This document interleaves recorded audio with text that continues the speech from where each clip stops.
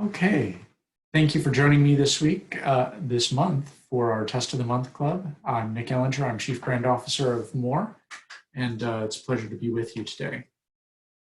So the theme for this month is going to be don't talk unless you can improve the silence.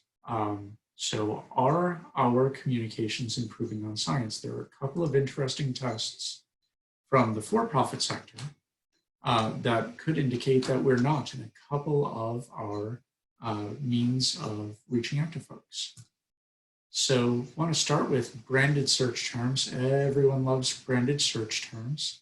They take your most popular terms, talking about yourself, always popular, and your favorite people. People who are looking for you are going to be your biggest fans. People who go on Google and type in your organization's name, you can't do any better than that. And so these terms always have high click-through rates, high conversion rates, generally low cost per click because not a lot of other people are advertising on your brand name. And if not, try to get it kicked off. But the question is that for branded search terms, are you just getting people who would have already come to your site because you're probably going to be listed first for your particular search terms? So eBay and Princess the Bear wanted to find out. Princess the Bear is the most expensive individual Beanie Baby.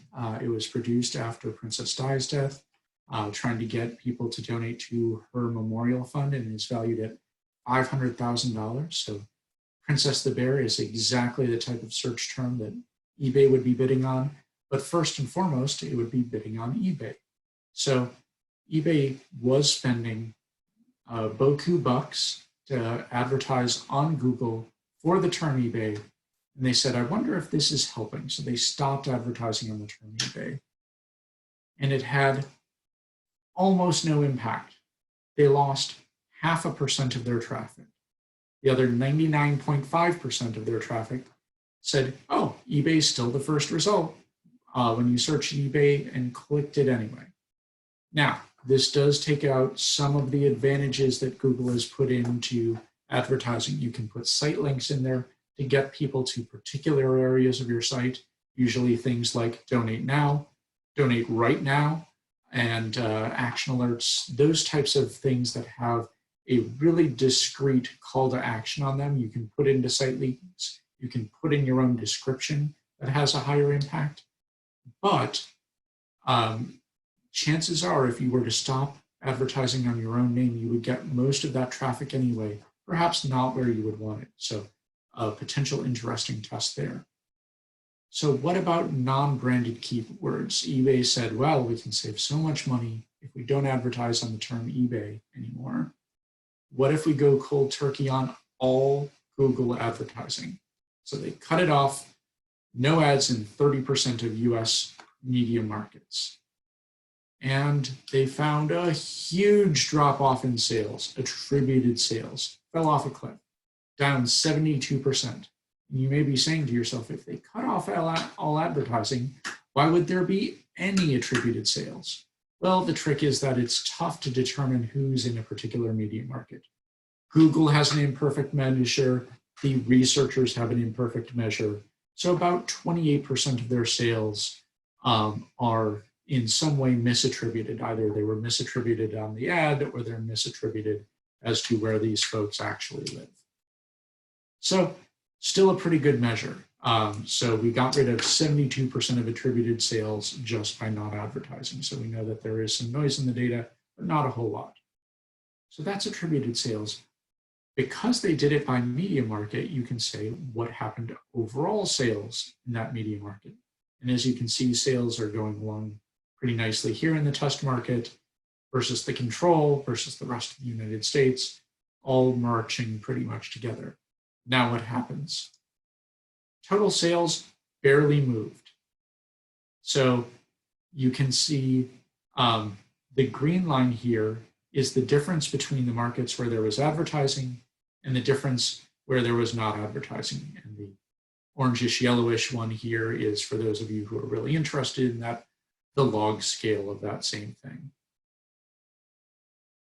So if I took away this gray box, you probably would not be able to tell any difference between the on and the off.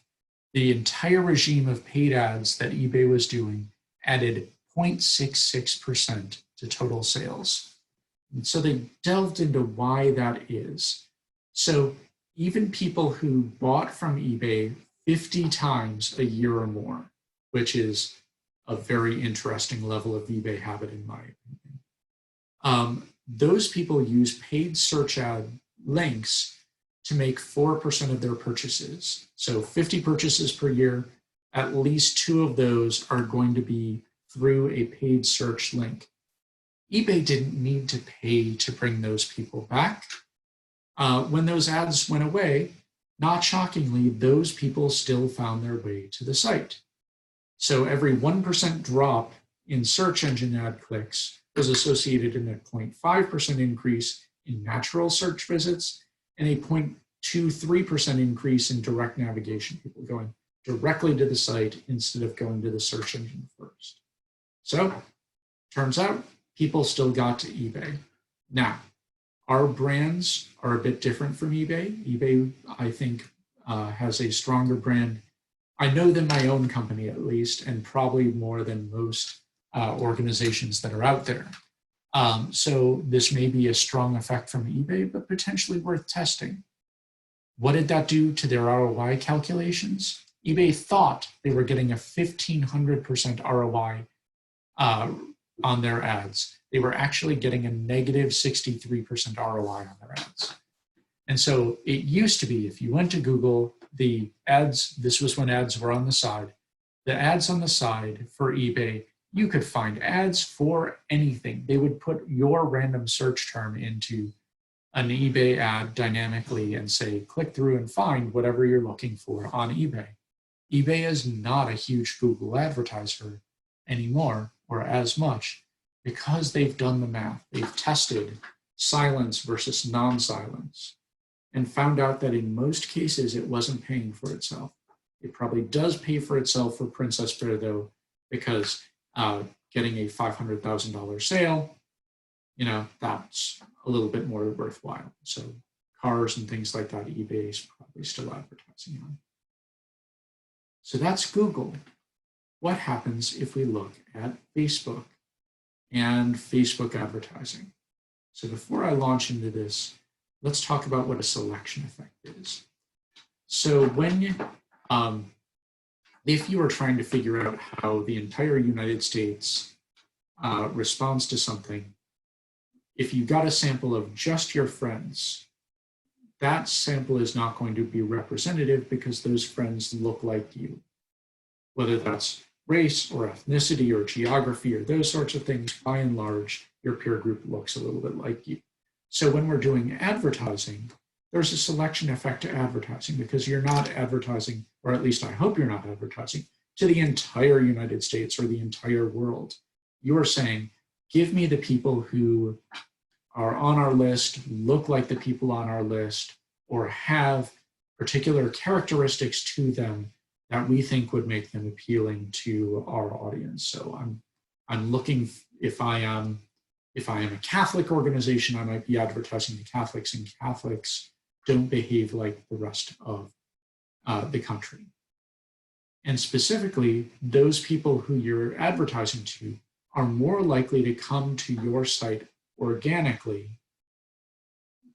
So advertising, yes, gives you a lift from those people, but it's a lift that versus the general population, some of it you would have had already. So what I'm going to show you is a meta study, a study of 15 different studies that looked at exactly this question. How much of Facebook ad results are selection effects and how much actually comes from the advertising? Is there a statistically significant effect from advertising on Facebook? And there's not as much of an impact as Facebook would like you to think, because Facebook claims all of the effect as theirs. You get a click from their site, it's their click, and you attribute the return on the investment to that.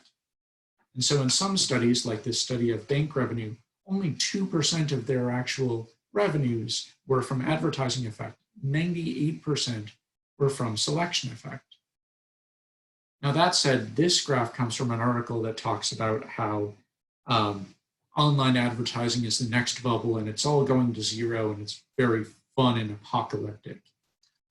So I would caution and say it's less than Facebook would have you believe, but it's not worthless. 8 of the 15 experiments found that Facebook ads significantly increased purchase is at the 0.05 level, so what we would call statistically significant. Another 2 were just outside of that at the 10% level.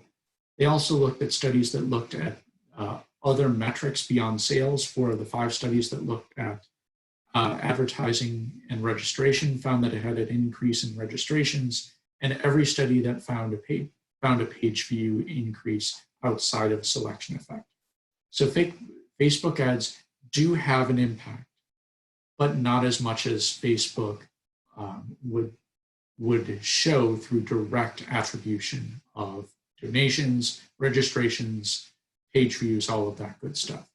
So how would you do this test if you wanted to find out if Facebook ads, your Facebook ads, were having a significant impact? Well, you'd have to advertise, you'd have to have a control group that you looked at nothing, advertised nothing to them. The way that you would do this is you use their custom audience, because Facebook does not make it, Google and Facebook don't make it easy to advertise nothing because they don't want you to advertise nothing.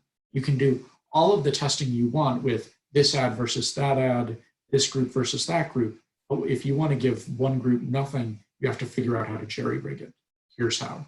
So you do it with Facebook's custom audience. You take the audience you were going to advertise to. In Excel, you randomize, have to get the ads, have to not get the ads, and upload only the ad group to Facebook. Don't use any other audience with these ads or you will have contamination effects, because things like lookalike audiences, Facebook will find people in your control group that look like your test group and do that advertising. So do an advertising sprint during that time, and then look at the donations that you have from your original list that you tested on and your original list that was a control, people who got everything else. That'll tell you the impact the ads had on donations overall, controlling for those donations you would have already gotten from those people. Hope that makes sense. Again, shout out questions as you have them. So that's Google and Facebook. That I've gone heavy digital here. What about other channels? Because there have to be some effects of this type of spillover on other channels. It in fact happens all the time. A couple of really good examples. DRTV is a rising tide that lifts all boats. Looking at one organization's DRTV, they found that 86% of the impact could be tracked back to the ads directly. Either the call center got them or people went to the microsite for that ad. That means that 14% of that impact went into other channels. And when you're doing huge DRTV spend, you can directly attribute some of the ad impact to these other channels. So 12% of donors went in through the main website. And the reason that we can tell that is you can see this spike in traffic to the main website within minutes of an ad airing. And so those weren't people who went to the microsite, they didn't call in, they went to the main site for that organization and made a donation. If you're not doing that attribution, that looks very much like, oh, this person just dropped in from outer space, it's an organic donation from online. And so there's this lifting of digital. And 2% of this organization's TV attributed donations actually went in through the mail. That someone saw an ad, they said, oh, I have this envelope in front of me, I'm going to use this envelope to send in my donation. Yes, 1 out of every 50 sustainers that came in from a DRTV ad signed up through the mail using their mailbox-based reply device. So DRTV is a great example of this. It is not the only example of this. We see that PSAs have an impact on giving in different areas. And if you were in one of those areas, it would look like a mail donation or a phone donation or an online donation, when in reality, it's a PSA triggered donation, or at least partly in your attribution model. On the flip side, we know that pieces cannibalize each other. One study of Dutch charities found that 63% of the addition of a new mail piece is actually revenue that comes from the mail pieces that surround it, rather than its own uniquely generated mail piece. They would have received 63% of those donations already. And those were with organizations that were mailing 4 to 6 times per year. We've actually seen this effect in organizations that are mailing 2 times per year and go up to 3 times per year. Even that amount, there's some cannibalization there. Not enough to not do the piece, certainly, as much as mailing more isn't necessarily a strategy, neither is mailing less. Mailing the right amount is the strategy. But it does beg the question of, oh, I have this mail piece, it's bringing in only about 20% more than we spent on it. Is that a mail piece we want to continue? Yes, probably for some audiences. No, probably for others. So all of this highlights, online and offline, the need for strong attribution modeling to figure out what is actually causing your donations, knowing that there are some interlinkages between these, and in some cases, silence may be better than talking. He said, ironically, because I've been talking for 18 minutes. So, your questions, comments, thoughts? While you're formulating those, while you're writing those in, a couple of things that I would add or like to add in all of these. First, we would love to have nonprofits and other organizations coming here and presenting tests. I'm doing a lot from the literature, but hopefully there are some live tests that you up here are doing some interesting testing that you'd like to share. Specifically, you may be testing putting in things like COVID-19 language into your mail pieces or into your ads. That's something that the entire sector can benefit from learning. The other one is other asks. Second ask, you can view these Test of the Month webinars on the TNPA YouTube page. I believe they're all up there. If there's one that you're missing, let me know and I can go back into the archives. Love to see that and see folks participating with TNPA. That's the other ask. If you are not a TNPA member yet, it's a great organization, one that I believe in strongly as the voice of the nonprofits in the sector as we fight for things like a more universal charitable deduction, as we fight for the existence of the Postal Service and charity rates in particular. Those are things as we fight for what we need to see for real data privacy that doesn't diminish our ability to get donations. Those are all things that TNPA is on the cutting edge of, as well as educational opportunities like this one. So shout out to the TNPA. And finally, TNPA related, I will be on a webinar later today that you can see on the TNPA site talking about what folks can do with their messaging in the time of coronavirus. So I have vamped long enough. I do not see any questions in the chat or in the Q&A. So I'm going to give you back a few minutes of your day. Feel free to reach out to me. I'm at nellinger@moredmgroup.com. Love to hear any questions or comments or tests that you'd like to present. Always here to help. Thank you and have I do have a note here. I described needing a strong attribution model. Is this something that each organization has to develop for their own campaigns, or is there something standard? There is nothing that is really strong that is standard kind of plug and play. There are different models that you can use for attribution just off the shelf. So things like last touch attribution is something that's very commonly used and does lead to some of these deceptive results. There are others that look at, let's assign an equal percentage of every communication someone got in looking at how the donation comes out. What I think these results talk very specifically about is the need to do some tests versus silence or tests versus volume to be able to see not an even percentage that goes into each goes to each piece, because it would be really odd if every communication you send out had an equal value in getting someone to make a decision.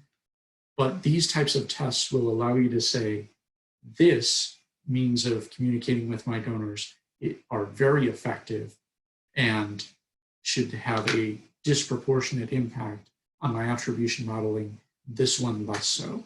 And so it is something that not only requires modeling, but requires some experimentation to be able to derive the model.